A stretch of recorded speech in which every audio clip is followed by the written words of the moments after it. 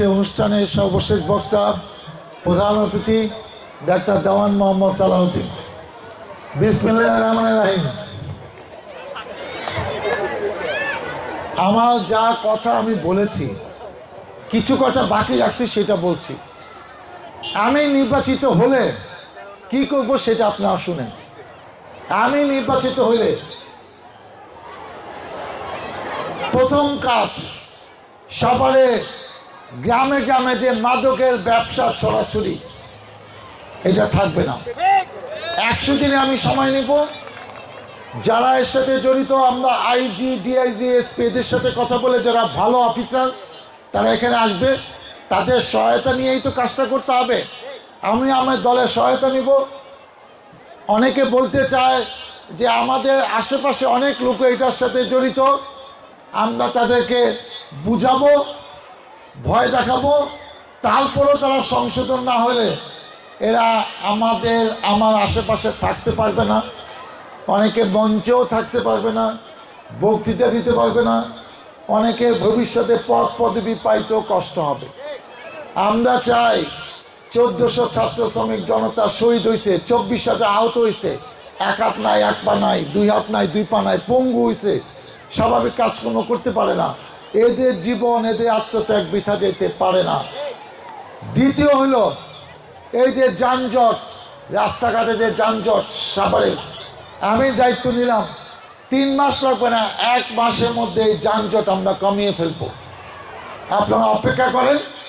আমরা প্রত্যেক জায়গায় ভলেন্টিয়ার নিয়োগ করে পুলিশের সাথে আর 2-3 জন সহায়তা করবে, তাদের ড্রেস থাকবে, তাদেরকে সরকার ট্রেনিং দিবে এবং পুলিশের তত্ত্বাবধানে তারা প্রত্যেকটা পয়েন্টে, যেসব পয়েন্টে যানজট হয়, তাদেরকে আমরা সেই দায়িত্ব দিব। 3 নাম্বার, এই যে অনেক জায়গায় সবার বাজার বাসটা অন্য জায়গায় 1 লাইন, 2 লাইন, 3 লাইন, 4 লাইন ফুটপাতে বসে আছে হকাররা, রাস্তা পর্যন্ত চলে আসছে। মহিলারা মার্কেটে যেতে পারে না, সন্ধ্যার পরে যাওয়ার মতো পরিবেশ নাই, রাস্তা চিপা, মার্কেটগুলো ক্ষতিগ্রস্ত হইতেছে। তাদের মানবিক ব্যাপার থাকতে পারে। ফুটপাতে একটা জায়গা হইতে পারে, আপনি এখানে 5টা লাইন বইতে পারেন। তারপরে যদি মানবিক ব্যাপার হয় ভালো, কিন্তু তাইলে তারা প্রতিদিন কারে টাকা দেয়, ওই টাকা কে নেয়, ওই টাকার জন্য তো দলের বদনাম হইতেছে, আমার বদনাম হইতেছে। এই বদনাম তো আমরা নিব না। অতএব আগে এটা ক্লিন করব, তারপর যারা সত্যিকারে হকার লাগলে তাদেরকে বরাদ্দ দিব। তখন আর টাকা পয়সা কোনো ব্যাপার থাকবে না। কোনো সিন্ডিকেটে টাকা দিবেন বিভিন্ন জায়গায়, নবীনগর, অমুক জায়গায় স্মৃতিসৌধে, এইসব হবে না। আমরা বলে দিলাম, কেউ নতুন বাড়ি করতে আসবেন, কাউরে না কাউরে বলে 1,50,000 টাকা দিতে হয়। এইসব কইরাই তো আওয়ামী লীগের পতন হয়েছে। তো আমরা যারা জনপ্রতিনিধি হব, আমরা জানি আমরা ভালো কাজ না করতে পারলে আমাদেরও এরকম বিদায় নিতে হবে। 17 বছর পলাইছিলাম, 3 বার জেলে ছিলাম, 53টি মামলা, আর পলাইতে চাই না। মানুষের সাথেই থাকতে চাই, মানুষের ভালোবাসা নিয়ে বেঁচে থাকতে চাই। অতএব এইসব অপকর্ম আমাদের আশেপাশে কেউ যেন না করে। যে করবে তাকে কিন্তু আমরা কোনো ছাড় দিব না। তারপর কেউ নতুন বাড়ি করতে আসবে, তার ইট বালি সিমেন্টের ব্যবসা আমগো দিতে হবে। এই ফর্মুলা আওয়ামী লীগ যেটা করছে এটা হবে না।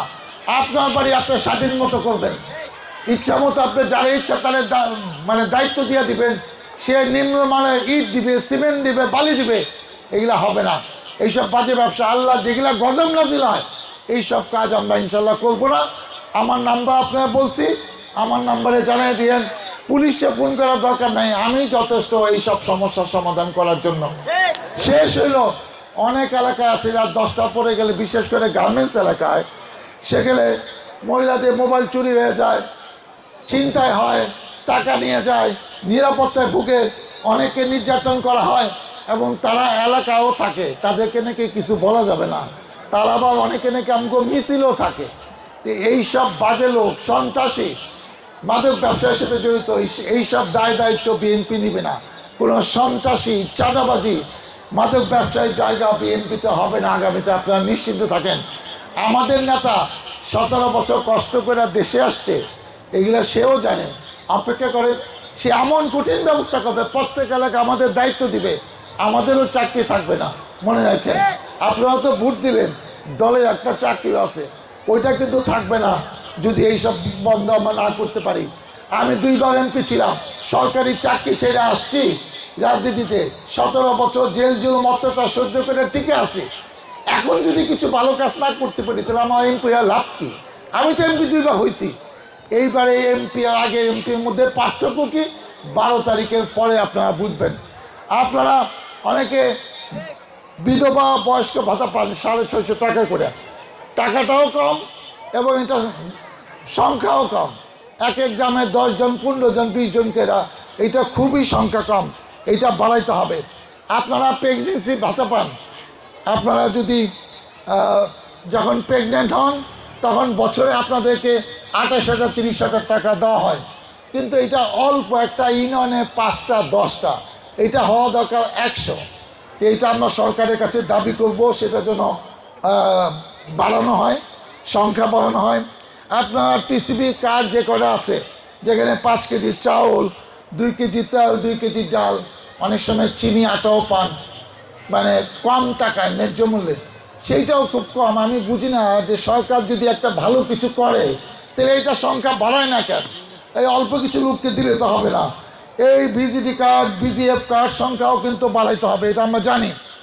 আর একটা ভালো জিনিস বলতে চাই, আপনারা শোনেন, যেসব অসচ্ছল পরিবার আছে, যাদের আসলে সন্তানদের পড়াশোনা করাইতে খুবই কষ্ট, আপনি এক সন্তান হয়তো ওই স্কুলে পড়ে, আমি হাই স্কুলের কথা বলতেছি, দ্বিতীয় সন্তান যদি পড়ে, আপনার যদি টাকা পয়সার অবস্থা ভালো না থাকে, ওই সন্তান অর্ধেক টাকা দিয়ে পড়বে, আমরা নিয়ম করে দেবো পাতেলিয়া, আপনারা অপেক্ষা করেন। আর যদি তৃতীয় সন্তান পড়ে, তার পুরাই ফ্রি, কোনো টাকা পয়সা দিতে হবে না। এখানে স্কুল আছে 4-5টা এমপিওভুক্ত প্রতিষ্ঠান, সেখানে আমাদের লোকেরাই কমিটির দায়িত্ব পাবে, আমরা এইসব নিয়ম চালু করে দিব। আর সর্বশেষ যেটা বলতে পারি, অনেক মায়েরা বিশেষ করে বাচ্চাদের টেনশনের জন্য প্রাইমারি স্কুলে সন্তান যখন ক্লাস করে একটু ঘুরতে যায়, বাচ্চা কী করতেছে দেখতে, দিয়ে একটা স্কুলে বসার জায়গা আছে, অন্য স্কুলগুলোতে নাই। আমি স্কুল কর্তৃপক্ষ বলবো যে আপনারা একটা উদ্যোগ নেন, আমরা এলাকার থেকে উদ্যোগ নিয়ে, সরকারি টাকা লাগবে না, তাদের বসার ব্যবস্থা আমরা পাতালি স্কুলে যত প্রাথমিক বিদ্যালয় আছে অভিভাবকরা যেন বসতে পারে, সেই ব্যবস্থা আমি ইনশাল্লাহ আপনাদেরকে করে দেব। পরিশেষে আমি আবারও আপনাদের কাছে দোয়া চাই, সহযোগিতা চাই, সমর্থন চাই। আমি আপনাদের কাছে ধানের শীষে ভোট চাই। এইবার ভোটে আমি যা যা কথা বললাম, উপরে আল্লাহ সাক্ষী, ইনশাল্লাহ আপনাদেরকে সাথে নিয়ে, আমার দলকে সাথে নিয়ে, সাংবাদিক ভাইরা, উকিলরা খেয়াল রেখেন আমি কি বললাম। এটা কিন্তু আমার লাইফে প্রচার হচ্ছে, এটা কিন্তু টেলিকাস্ট হচ্ছে, এটা রেকর্ড থাকতেছে।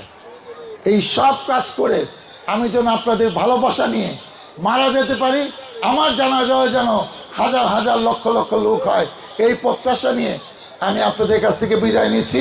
আপনাদের জন্য কাজ করে আমি যেন মারা যেতে পারি, মহান আল্লাহ তাআলা আমাকে যেন সেই তৌফিক দেয়। আল্লাহ হাফেজ। বাংলাদেশ জিন্দাবাদ।